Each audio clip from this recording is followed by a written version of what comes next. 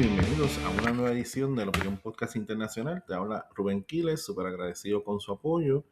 Puedes seguirme en las redes sociales, Instagram, Facebook, Twitter y Facebook, acabé de mencionarlo.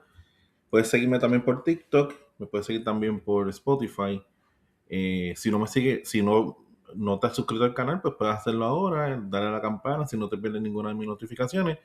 Y recuerda darle like, compartir y comentar. Y le das like si te gusta el video. Si no te gusta, no le des like. No, pero lo mejor es que le des like. Sería bueno.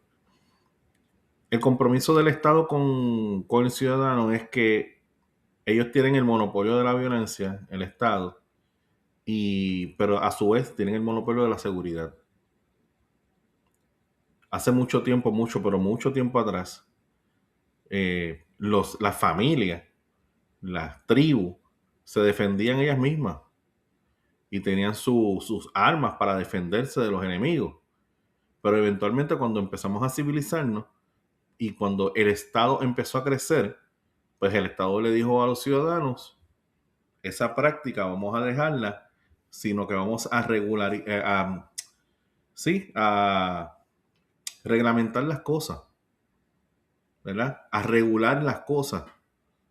Y vamos a inventar algo que se llama la policía, el Estado, los soldados, la guerra y todas estas cosas que se inventó el Estado para darnos a nosotros, a decirnos a nosotros que estamos bien, que estamos protegidos, que no necesitamos nosotros porque se crearon códigos civiles, códigos legales, se prohibió matar y, ¿sabes?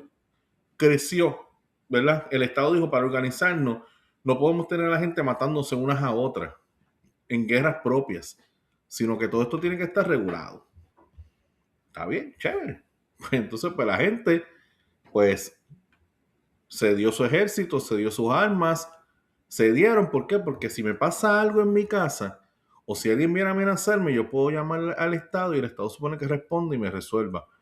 Entonces, para la seguridad mía, yo le pago unas contribuciones al Estado. Pero ¿qué pasa cuando en un país vives y hay grupos armados que asesinan personas sin control, roban, trafican con drogas, ponen en peligro a tu familia, ponen en peligro tu propia seguridad? Pues algo está fallando. El trato que hiciste conmigo no me lo estás cumpliendo. ¿Pues qué tú quieres? ¿Que seamos nosotros entonces los que nos encarguemos del problema? Porque no quieres que usemos armas de fuego, porque las armas de fuego son peligrosas, pero de repente el criminal tiene más armas que la misma policía. El criminal tiene más armas que la misma ciudadanía. Entonces, el Estado no se puede hacer de la vista larga porque tu responsabilidad, Estado, tu responsabilidad es seguridad. Porque nos dijiste que ya no tenemos que hacer eso. Entonces, ahora, te inventas 4 teorías, te metes en 5 ideologías, donde dentro de los postulados de esas ideologías está Canadá. Por ejemplo, si alguien entra a tu casa a hacerte daño, tú debes tratar de alentar para que la persona se vaya de tu casa sin hacerte daño, pero no lo agreda. ¡Ja! Estúpido. Entonces, eso es vivir en Canadá, eso es vivir bajo el aparato estatal. O hay otras ideas más ridículas que es de fondo de policía, o sea, quitarle los fondos a la policía y dedicarle a otras cosas. ¿Cómo? Y por ahí en Nueva York hay una que ganó que dice que por ella cerraría todas las cárceles. Todas las cárceles, porque bendito, esos criminales, hay que ver que ellos tuvieron una vida bien mala y por eso son malos. Vida mala tuve yo. Y a lo mejor vida mala la tuvo usted. Pero ¿sabes qué? Usted bregó con sus traumas y sus cuestiones como yo brego con mis traumas y mis cuestiones. No estoy por ahí haciéndole daño a las personas. Si usted empieza a hacerle daño a las personas, por más pena y por más grande historia de pena que usted pueda tener, usted arranque para la cárcel. Así de sencillo. Porque problemas tenemos todos. Todos. Pero esta contraria ideología que se ha metido en el mundo, tan ilógica. Colombia tiene un problema de grupos armados.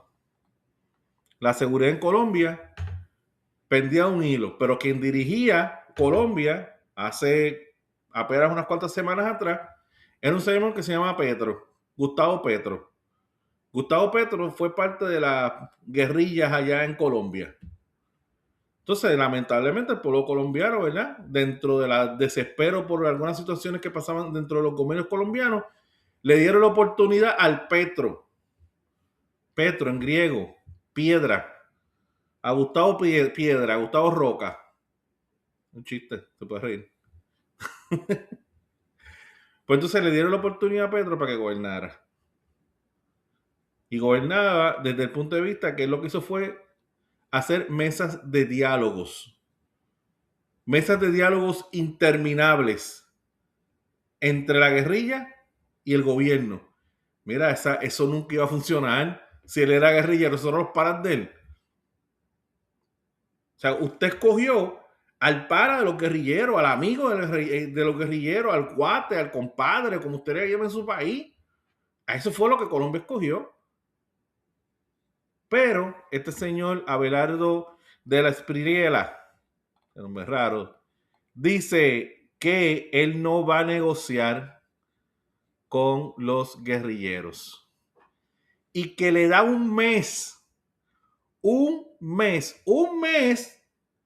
para entregarse. Que aquí ya esa de balazo, abrazos y no balazos, eso no. Tienes un mes. Si no sales un mes, me voy detrás de ti. ¿Ves? Pero así que tiene que ser. Porque recuérdate, el aparato el aparato de la violencia lo debe controlar el Estado. El instrumento de la violencia lo tiene que controlar el Estado. No lo puedes controlar el guerrilla. O sea, que vivo en el Estado, entonces tengo que, tengo que cerrar yo la ventana. Tengo que cerrarme yo en una urbanización. Tengo que encerrarme yo y vivir como preso. Porque el Estado no es eficiente para controlar unas cosas. Pues si tú no vas a ser eficiente, Estado, pues entonces permítenos y nosotros nos defendemos como podamos. ¿Sabes? Hay unos baluartes dentro de una sociedad. Yo pienso que la educación es baluarte. Con la educación no se debe escatimar, ¿verdad? Y se debe defender el derecho a uno educarse. Por los medios que sea, ¿verdad? Está la educación privada, la pública, pero uno debe buscar educarse. La salud es bien importante. Pero bien cerquita de esas dos está la seguridad. Es más, la seguridad es, si nos vamos a la antropología, ¿cuándo fue que la gente empezó a disfrutar verdaderamente la vida? ¿Cuándo empezó a pensar en lo eterno, en lo fantástico? ¿Cuándo se comenzó a dibujar? ¿Cuándo se empezó a componer canciones? ¿Cuándo se empezó a componer poesía? ¿Cuándo el hombre, pues, cuando el hombre sintió seguridad, que muchas cosas que antes no tenía control, ya tiene control? Cuando empezó a tener albergue seguro, cuando empezó a dormir mejor porque había albergue, cuando ya sabía cómo controlar, o sea, ya no vivía para sobrevivir, ya no tenía que irse a cazar por ahí el primer mamut que encontrara, sino que empezó a domesticar animales y a ingerirlos y empezó a sembrar sus alimentos. Y ahí, con esa seguridad, el hombre pudo ver más allá. Siempre hay que trabajar. Hay personas que dicen que no, que en una sociedad donde no se tenga que trabajar. No, siempre hay que trabajar porque para sembrar uno pasa trabajo. Pero sí, cuando ya tenemos la seguridad de las cosas, entonces pues la seguridad es un elemento importantísimo dentro del desarrollo humano. Y qué bueno que Colombia, ahora vamos a ver cómo él cumple, ¿verdad? Porque del dicho al hecho es un largo trecho, ¿verdad? Vamos a ver cómo él cumple con esa propuesta que él se hizo a sí mismo y que le hizo el pueblo colombiano, y con esa amenaza directa que le hizo a los grupos armados, que ya se acabó la impunidad. Venga a negociar conmigo vamos a sentarnos, su entrega. Ya no hay convenios de paz. Déjame tu opinión en los comentarios. Dime qué tú piensas acerca de esta nueva iniciativa del nuevo presidente colombiano. ¿Cuál tú crees podría ser una estrategia, ¿verdad? Para lograrlo. Si es alcanzable, ¿verdad? Déjame tu opinión, sobre todo los colombianos que me hablen, porque recuérdate, yo no he vivido allá, pero ellos deben saber. Entonces, ustedes los colombianos deben saber perfectamente a qué se refiere Abelardo de las Espriella cuando le pide un mes para que se entreguen todos estos guerrilleros. Nos veremos entonces.